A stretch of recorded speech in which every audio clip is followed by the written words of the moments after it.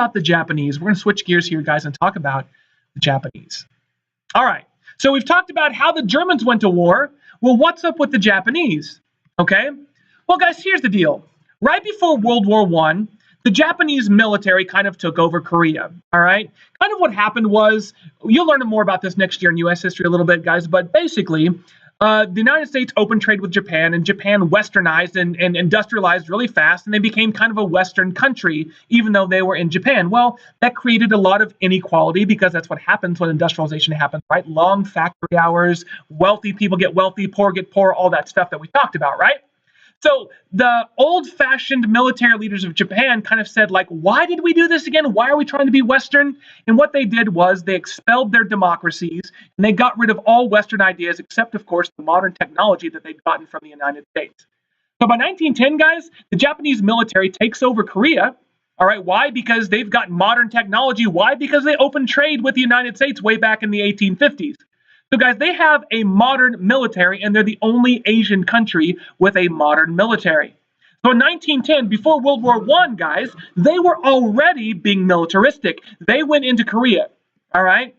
And then 1931, guys, they took over Manchuria, and they actually created a new puppet state called Manchukuo, all right? But anyway, you don't need to know that, all right? So, guys, the Japanese are starting to invade China, and this is all before World War II even happened. Now, the League of Nations openly condemns Japan, and just like the Nazis and Mussolini and everybody else, they leave the League of Nations. All right? Do you guys see how the League of Nations was kind of a failure? The Treaty of Versailles was kind of a failure, right? Okay. All right, now, 1937, guys, the Japanese start marching towards China. And one of the worst things that you've never heard of, guys, happened in China. The invasion of Nanking, 1937. So, guys, I don't know really quite how to begin this. It starts off, guys, by the Japanese meeting fierce resistance by Chinese soldiers in Nanking, and it really pissed them off because they thought they would march right into Nanking and wipe them out. But the Chinese soldiers put up a stiff resistance, but eventually they were overwhelmed, and the Chinese soldiers surrendered. Now, what happened, guys, is called by some the Rape of Nanking. All right? So, guys, I learned about this in my bachelor's degree of college. I'd never heard about it before. I read a book, you can go buy it at Barnes & Noble, called The Rape of Nanking. It was one of the most awful things I've ever read in my life. And it talked about what the Japanese did when they invaded China. So we know what about the Holocaust, right? Nazis murdering Jews and other groups.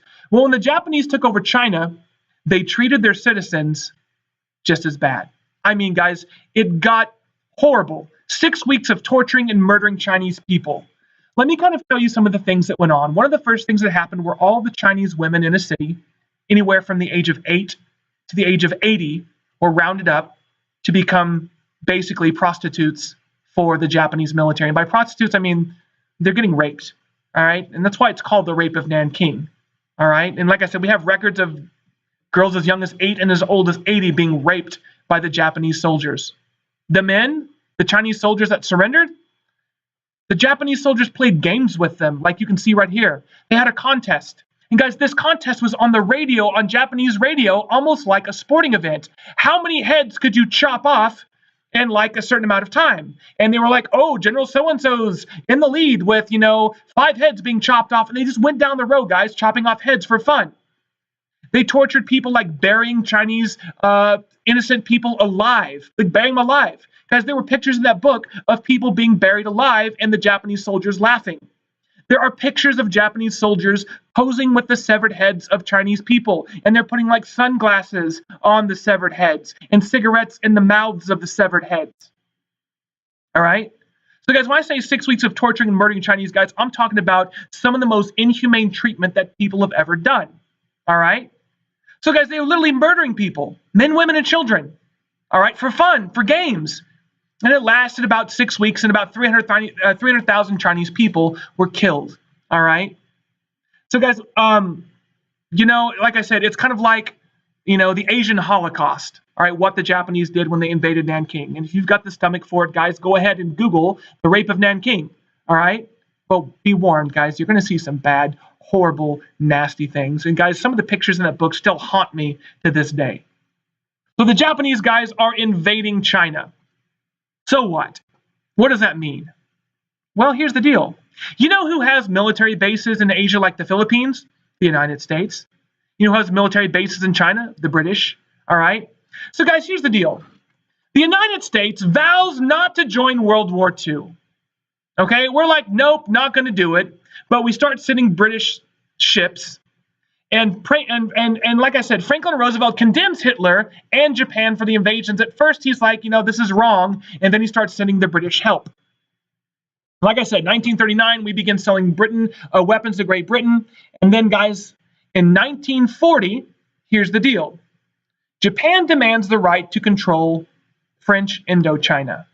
Now, we talked a little bit about this in the period of imperialism, guys. It's basically a modern Vietnam controlled by the French. The Japanese say, hey, we want that. Now, here's the deal. Why do the Japanese want Indochina? Well, fun fact, guess where the Japanese were getting most of the metal and their oil from? What country do you think? The United States.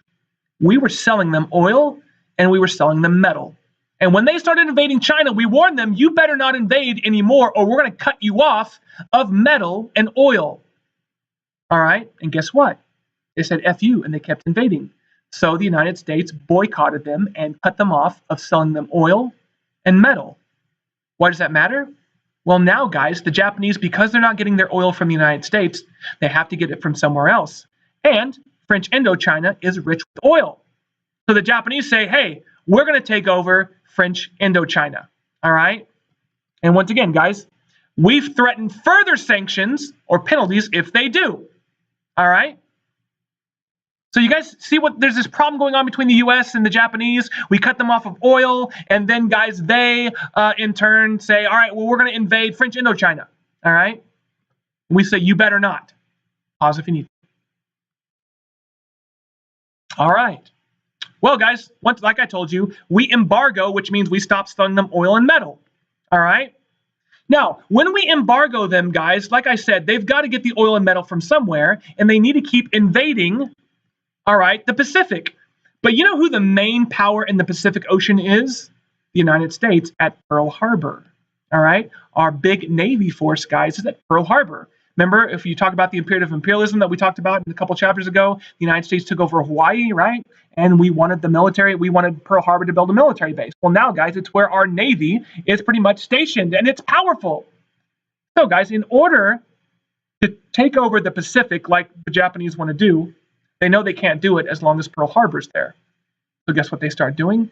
They start planning to attack Pearl Harbor. Now,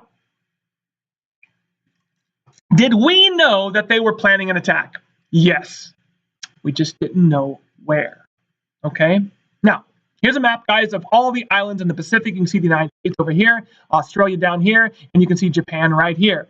Now, right now, guys, the U.S. has a military presence in the Philippines, and we also, guys, have, Pearl Harbor in Hawaii, all right?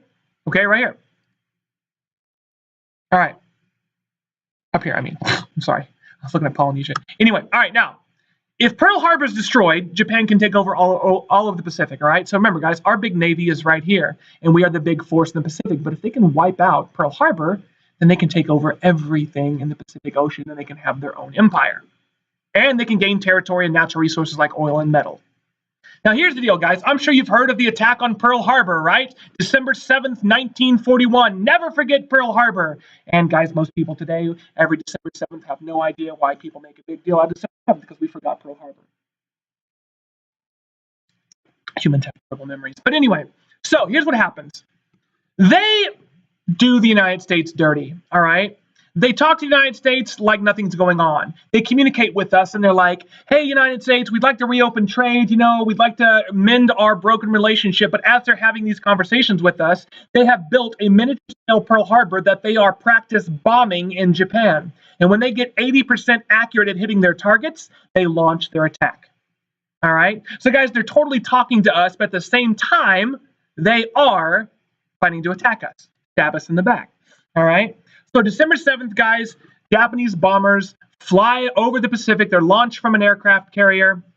Our radar in the Pacific picks up a huge fleet of aircraft, but we think that they are our aircraft because on a radar it doesn't tell you what the aircraft are, but we think that they're our own because it's a massive fleet, and we would think there's no reason that anybody would come, to Hawaii.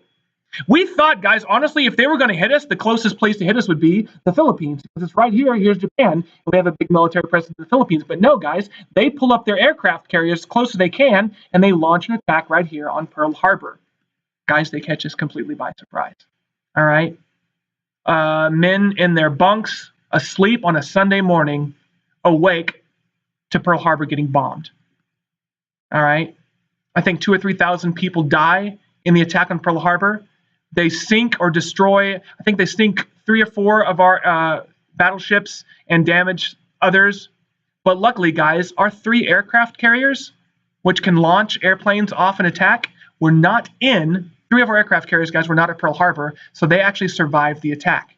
All right? So although, guys, Pearl Harbor was deadly, all right, and although it did some damage, it did not do the damage that the Japanese thought it would do. And guess what, guys? On December 8th, the very next day, the United States declares war on Japan. And guess what happens right after that? Because the Germans are allied with Japan, the Germans declare war on the U.S. December 11th. So now, guys, the United States is involved in World War II. So, guys, I hope that clears up how did the Germans go to war, and, guys, what was the path of the Japanese to go to war. All right, guys, that's the end of the notes. I will see you in class.